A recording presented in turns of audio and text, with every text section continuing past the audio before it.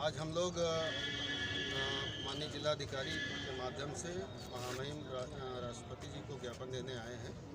हम लोगों का सबका मानना है, बल्कि जनमानस में भावना है कि ईवीएम के माध्यम से चुनाव में हेराफेरी हो रही है। और जो चुनाव आयोग बना था संविधान के आर्टिकल 324 के तहत बना था, जिसमें चुनाव आयोग की जिम्मेदारी थी प्रत्येक नागरिक को अपना वोट डालने का अधिकार हो और उसको ये जानने का अधिकार हो कि हमारा वोट कैसे पड़ रहा, किसको जा रहा, उसके पक्ष में गिनती हो रही है कि नहीं हो रही है।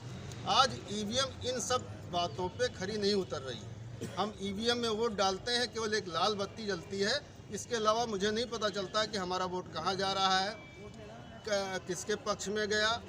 वीवीपैट जब एक याचिका लगाई गई, उसके बाद वीवीपैट का लगाया गया, उसमें भी 7 सेकंड के लिए हमें एक चिन्ह दिखाई पड़ता है। उसके बाद वोट कहाँ जाता है, किसके पक्ष में जाता है, ये हम सबको नहीं पता चल पाता। इसलिए ईवीएम पे आज बहुत बड़ी प्रश्न चिन्ह लग गया है और हम सब यही मांग करने आए हैं कि अगर इस देश के लोकतंत्र को बचाना, संविधान को बचाना है, तो हमें ईवीएम हटा के और फिर से पुरानी प्रणाली जो कि बैलेट पेपर था, उस पर हमें आना पड़ेगा। और इसके अतिरिक्त ये भी है कि जिन देशों ने ईवीएम का इजाद किया था, ईवीएम लाए थे, चाहे जर्मनी हो, चाहे फ्रांस हो, चाहे अमेरिका हो, चाहे जापान हो, उन सारे देशों ने आज ईवीएम को हटा दिया और ये मानते हुए कि ईवीएम के माध्यम से हेराफेरी हो सकती है। उसमें चिप का भी प्रावधान है, चिप के माध्यम से हैकिंग और तमाम कुछ हो सकता है। उन सारे देशों ने ईवीएम हटा के पुनः जो है बैलेट पेपर पे आए हैं। हमारे देश में क्यों नहीं हो सकता? और मैं तो मानता हूँ तमाम तरह की अनियमितताएं आ रही हैं, लगातार आ रही हैं। अभी तो जो एक पत्रिका के माध्यम से जानकारी मिली है कि 2019 के चुनाव में 373 लोकसभा सीटों पर जो मत पड़े और मत गिने गए, उसमें 8,000 से लेकर 18,000 तक का गड़बड़ी है, कहीं ज़्यादा है, कहीं कम है। ये सब चीज़ें चल रही हैं। कई जगह पता लगा प्रत्याशी ही अपना वोट ये माना जाता है, जिस बूथ पे प्रत्याशी डाल रहा है उस बूथ पे उसका ही वोट नहीं निकलता, शून्य निकल रहा है। तमाम अनियमितताएं आ रही हैं। इलेक्शन कमीशन बार बार कह रहा है कि ईवीएम में कोई हेराफेरी, कोई हैकिंग नहीं की जा सकती है। कई बार ये इलेक्शन कमीशन ने कहा, इसके बारे में आप क्या कहें? कुछ और बता देगा आपको? जनमानस में अब ये व्याप्त है कि ईवीएम के माध्यम से हेराफेरी हो रही है। लोगों को बड़े पैमाने पर इस पर संदेह है। ईवीएम चुनाव आयोग की जिम्मेदारी है कि इस संदेह को दूर करने के लिए केवल हटा दे, ईवीएम को हटा दे और बैलेट पेपर से चुनाव कराए। कांग्रेस पार्टी ने बाकायदा हलफनामा दाखिल किया है कि ईवीएम से कोई हेराफेरी नहीं की जा सकती। कांग्रेस पार्टी के बहुत से लोग जो है इस समय कह रहे हैं, बहुत से लोग कह रहे हैं कि हेराफेरी हुई। अभी जो विगत चुनाव हुए हैं 2023 नवंबर दिसंबर, उसमें हेराफेरी हुई है।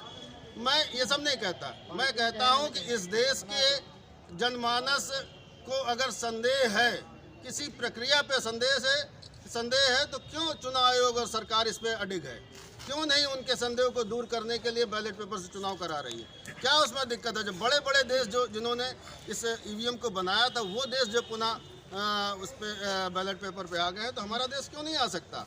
और इसके अतिरिक्त तमाम तरह के जो बातें हुई हैं, विधानसभा दिल्ली में भी एक सदस्य ने जो है इसका दिखाया था कि किस तरह उसमें हैकिंग हो जाती है।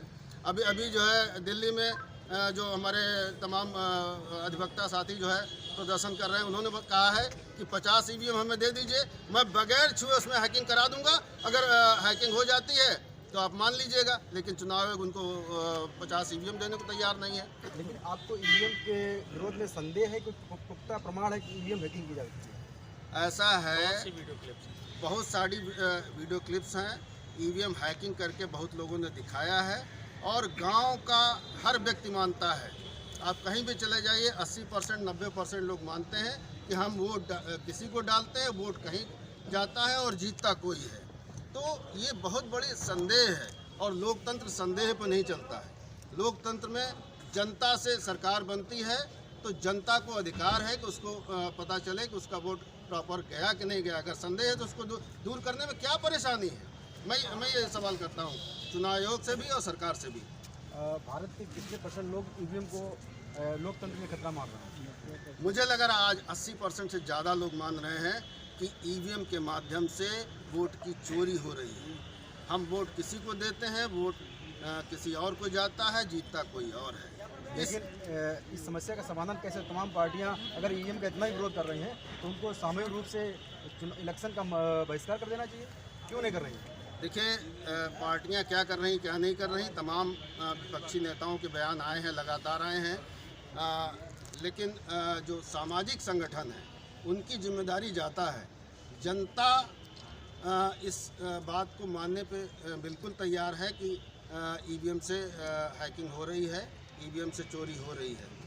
राजनीतिक पार्टियों को भी आना चाहिए। हम सब आह्वान करते हैं कि राजनीतिक पार्टियां इस मुद्दे पर एक साथ आएँ और ये मांग करें कि इस देश में अगला चुनाव जो भी हो वो बैलेट के पेपर के साथ हो।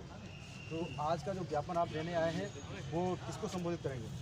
ये महामहिम राष्ट्रपति जी को संबोधित है जिलाधिकारी जी के माध्यम से, और ये कार्यक्रम जो है देश में हर जनपद स्तर पर हो रहा है और बड़े बड़े महानगरों में बड़े बड़े आंदोलन इस बात पे हो रहे हैं। इसलिए मुझे लगता है कि हम लोग जिस तरह से ये लड़ाई लड़ रहे हैं, बहुत ही जल्द जो है चुनाव आयोग को हम सबकी बातें माननी पड़ेंगी और अगला चुनाव उन्हें ईवीएम को हटा के और बैलेट पेपर से करना पड़ेगा। आज का ज्ञापन अगर सरकार बात नहीं मान रही है, ज्ञापन लेने के बाद अगर कोई सुनवाई नहीं होती तो आगे क्या क्या रणनीति? ये रणनीति यही है कि हम लोग सड़क पर उतरेंगे। आंदोलन ही एकमात्र रास्ता है और आंदोलन के माध्यम से ही बड़े बड़े तानाशाहों को भी झुकाया गया है। तो ये कोई बड़ी बात नहीं है। आंदोलन के माध्यम से जनभावनाएं अगर होंगी तो यहाँ के सरकारों को और यहाँ के चुनाव आयोग को भी सबको जो है इस पर कार्रवाई करनी पड़ेगी। क्या कोई अधिकारी आपके ज्ञापन यहाँ लेने आएगा कि आप जाएंगे देने? माननीय सिटी मजिस्ट्रेट साहब से बात हुई है, वो भी आ रहे हैं, कई शायद व्यस्त थे। क्या मैं ही हूँ? चलिए आ जाइए।